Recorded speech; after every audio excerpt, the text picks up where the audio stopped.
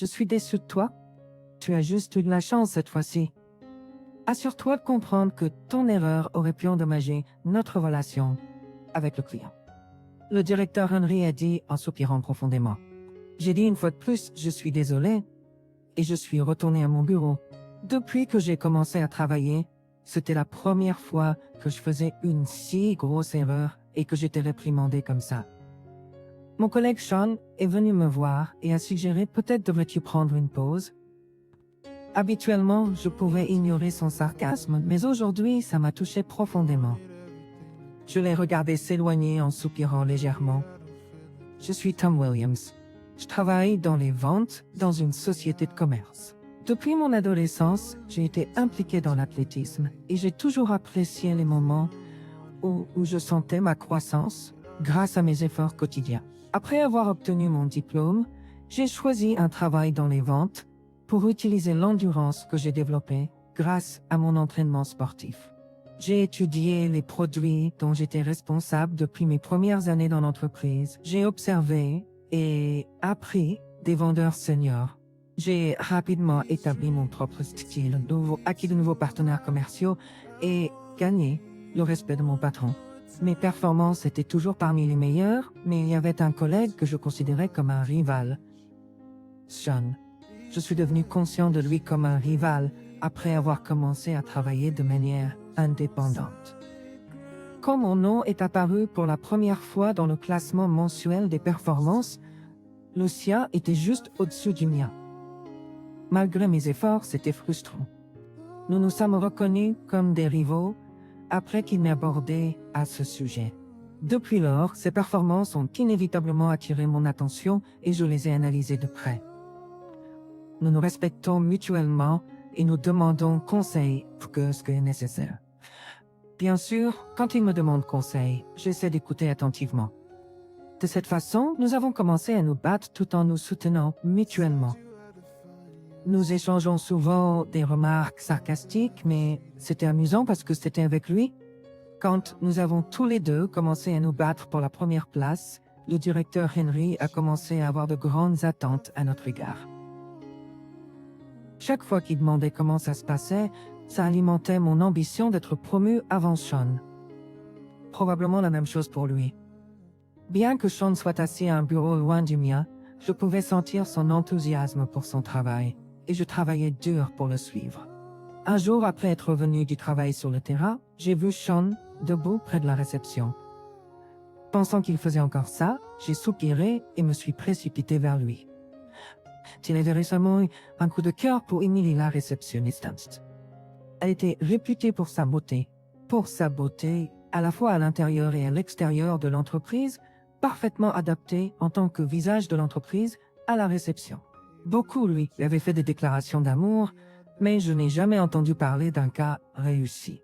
« Hé, Emily, pourquoi ne pas déjeuner avec moi un de ces jours? Nous parlons tous les jours, pas besoin d'être timide, non? » Eh bien, j'ai été très occupé ces derniers temps et je n'aime pas laisser ma mère seule trop longtemps. Je ne sais pas combien de fois j'ai entendu une conversation similaire. Ouais, elle a répondu clairement dérangée par les avances de Sean, mais il ne semblait pas s'en rendre compte. L'amour est aveugle, mais je ne m'attendais pas à ce que ce soit à ce point. Comme d'habitude, j'ai attrapé Sean par le col, l'éloignant d'Emily et je me suis excusé en son nom. Emily soupira de soulagement, sourit faiblement et hocha la tête en remerciement. J'ai traîné le râleur de retour sur notre lieu de vente. Une fois assez éloigné d'Emily, j'ai lâché son bras. Il a redressé son costume froissé avec un air renfrogné.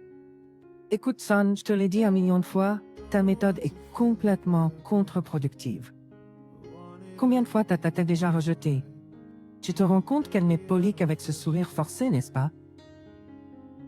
Mon Dieu, Tom, tu ne comprends rien aux femmes. Elle est juste timide, c'est tout. Tu dois continuer à donner des chances à de telles dames. Au lieu de ça, tu devrais réaliser que c'est toi qui te mets en travers du chemin. » Apparemment exaspéré, il a écarté les bras et secoué la tête de manière dramatique. J'étais irrité contre lui pour ne pas écouter mes rames expressions tendues d'Emily. Je ne pouvais pas ignorer la situation. Pour l'instant, elle sourit toujours, donc aucun problème n'est survenu. Personnellement, je pense que Sean va trop loin. J'espère que ça ne va pas dégénérer en un plus gros problème. En le regardant toujours parler de comprendre les femmes, j'ai poussé un petit soupir. Un jour, fatigué des tactiques inchangées de Sean, j'ai décidé de rester tard au travail pour finir quelques dossiers urgents. Quand j'ai finalement terminé, il faisait déjà nuit dehors. Et à force de rester assis, j'ai décidé de me faire un petit plaisir. Je me suis dirigé vers un nouveau pub que j'avais remarqué dans une ruelle près du bureau. Alors que j'ouvrais la porte avec enthousiasme, une voix forte a soudainement rempli la pièce. « Ça suffit, il peut pas prendre un indice ?» Je me suis dit, je ne peux pas simplement lui crier dessus devant les clients à l'accueil. Comprends-le. La source du tumulte était une femme assise au comptoir. Peut-être à cause de l'heure tardive ou de sa présence, le pub était sinon vide. Alors que j'hésitais, la propriétaire du pub m'a offert un sourire résigné. Après avoir été salué, je ne pouvais pas simplement partir. Je l'ai reconnue et j'ai bafouillé son nom, Emily. Elle m'a remarqué et a ri en disant mon nom, Tom. La propriétaire du pub a poussé un soupir de soulagement et m'a proposé de m'offrir un verre si je restais avec elle. Il s'est avéré qu'elle se défoulait depuis un moment en buvant. J'ai décidé de l'écouter pensant que c'était le destin. Alors qu'elle se confiait, j'ai réalisé à quel point la persistance de Sean la troublait. Elle avait forcé un sourire parce qu'elle ne voulait pas ternir son image en tant que visage de l'entreprise. Quand elle a fini de se plaindre, j'ai demandé avec désinvolture pourquoi elle parlait de manière si rude. Elle a détourné le regard maladroitement. Il s'avère qu'elle était un peu sauvage pendant ses années d'étudiante. Après que sa mère, une mère célibataire, soit tombée malade, elle a changé de vie, voulant rembourser la gentillesse de sa mère. Elle a décidé de trouver un emploi dans la meilleure entreprise possible afin de gagner de l'argent pour les frais de subsistance et les coûts de traitement. Elle a teint ses cheveux voyant en noir, surveillé son langage et gardé toujours un sourire calme. Grâce à cela, elle a pu trouver un emploi dans sa société de négoce actuelle après avoir obtenu son diplôme universitaire et a été nommée réceptionniste, le visage de l'entreprise. Sa mère, qui avait été hospitalisée pendant un certain temps, était maintenant de retour à la maison et gérait sa santé. Emily pensait qu'elle pouvait tout supporter pour sa mère, mais les avances de Sean l'avaient épuisée, la poussant à chercher du réconfort dans le pub de son ami. Alors qu'elle terminait son histoire, elle sourit tristement. « Déçue ?» Je demandais. « Tu as dû penser que j'étais une réceptionniste stricte et bien élevée, mais me voilà, j'adore les vêtements et les ongles voyants. » Et je parle si grossièrement. « Pas du tout, je la rassurais. Ce que tu aimes est ton choix. Ce que je trouve merveilleux, c'est que tu sépares clairement ton travail et ta vie privée. » En entendant son histoire, j'ai exprimé mon intérêt à la voir dans ses styles préférés. Un peu plus détendue après les boissons, je me suis excusé d'avoir parlé sans réfléchir, mais elle a simplement ri. Nous avons discuté un peu plus longtemps, et en pensant à ses problèmes avec Sean, j'ai suggéré une chose. Et si tu gardais un enregistreur vocal de la taille d'un stylo dans ta poche pendant le travail, afin de rassembler des preuves de ses avances persistantes? J'ai expliqué. Emily rougit de gêne et s'excusa de ne pas être familière avec des machines comme les ordinateurs. J'ai été surpris, étant donné à quel point elle gérait bien les clients. Il s'avère qu'elle était censée travailler dans un bureau, mais a été affectée à la réception en raison de ses faibles compétences en informatique.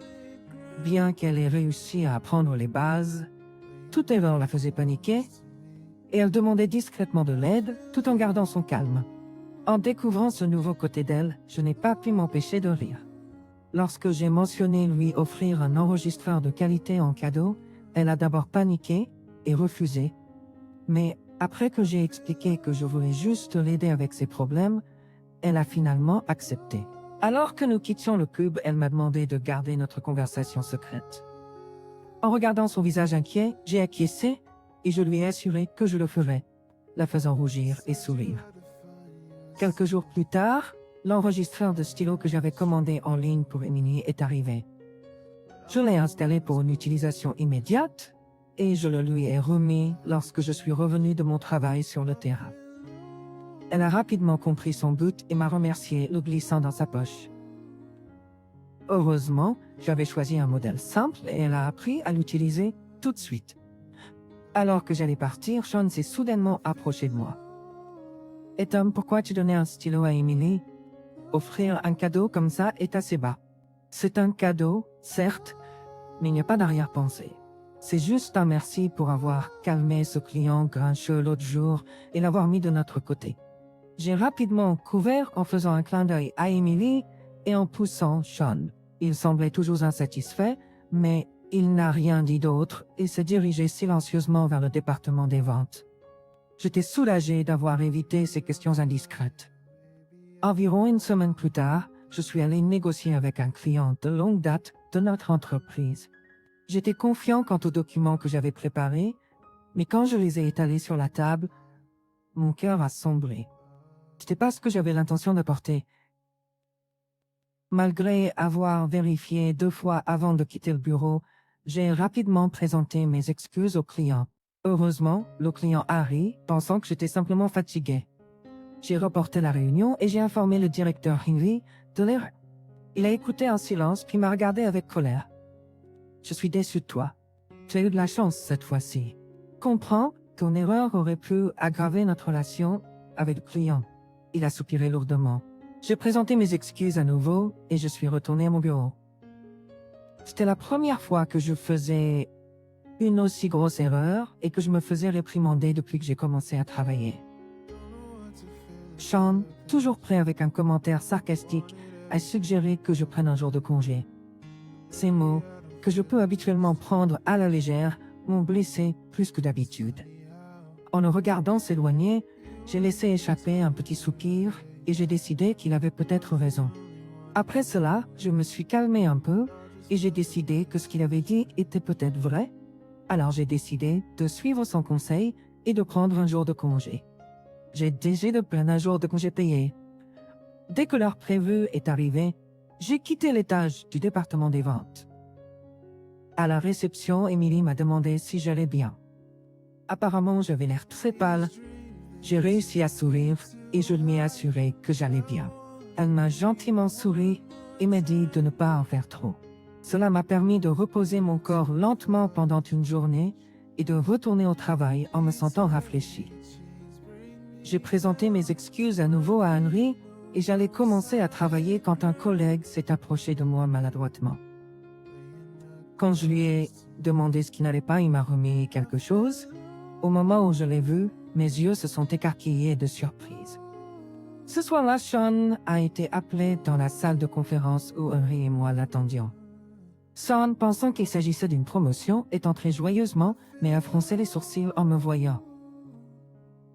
Henry l'a confronté, lui demandant s'il avait échangé les documents que Tom était censé apporter.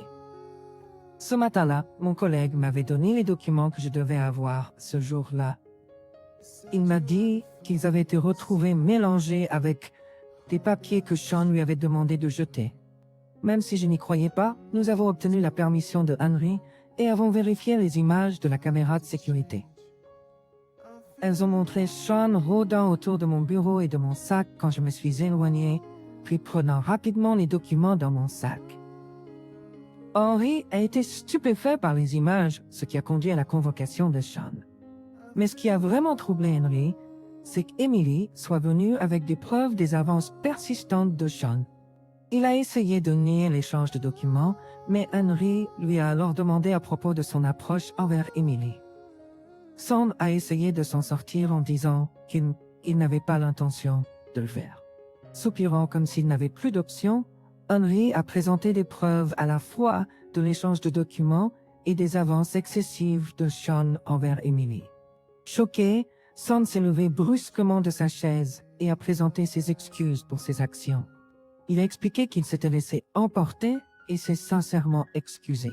Cependant, en ce qui concerne son approche envers Emily, il croyait qu'ils avaient des sentiments mutuels l'un pour l'autre. Henry a rappelé à Sean que imposer ses sentiments unilatéralement, sans tenir compte des sentiments de l'autre personne, ne provoque que de la peur, et qu'il aurait dû être plus sensé. En entendant cela, Sean s'est effondré à genoux. Il a ensuite été transféré dans une succursale régionale. Émilie a reçu des excuses de la direction de l'entreprise et les a acceptées, soulagée de ne plus avoir à rencontrer Sean au travail. J'ai entendu dire que Émilie est en fait allée rencontrer Son le dernier jour de son séjour au siège social. Cependant, elle essayait seulement de clarifier les choses et non de réciproquer ses sentiments. Son a essayé de s'accrocher à elle, mais a été accueilli par un regard sévère et une réprimande forte. On lui a dit de ne plus déranger les autres et, se sentant profondément blessé par ces paroles, Sean est resté figé sur place pendant un moment. Après avoir résolu ce problème, Emily m'a invité au même pub. Elle m'a dit d'arriver en premier et d'aider une moto pour elle. Perplexe, j'ai attendu, discutant avec le propriétaire, jusqu'à ce qu'Emily entre. Bien qu'elle soit habituellement si calme au travail, elle était éblouissante dans une tenue glamour, méconnaissable de sa personnalité au bureau. Mon cœur battait la chamade, alors que nous trinquions avec nos verres dans un petit toast. Elle a souri et m'a remercié pour mon aide, faisant détendre mes joues de bonheur. Essayant de cacher ma nervosité, j'ai demandé à propos de sa tenue. Elle a rougi et souri, disant « Tu as dit que tu voulais voir le vrai moi, non? Et je veux être moi-même quand je te le dis. » J'ai regardé confus et puis, en me fixant du regard, elle a audacieusement avoué « Veux-tu sortir avec moi? » J'ai été tellement surpris que je me suis figé, mais les autres clients du pub ont commencé à nous encourager. Réalisant qu'elle ne détournait pas le regard, j'ai pris ma décision et lui ai doucement pris la main. Le pub a éclaté en applaudissements et Emily a souri heureusement, montrant ses dents.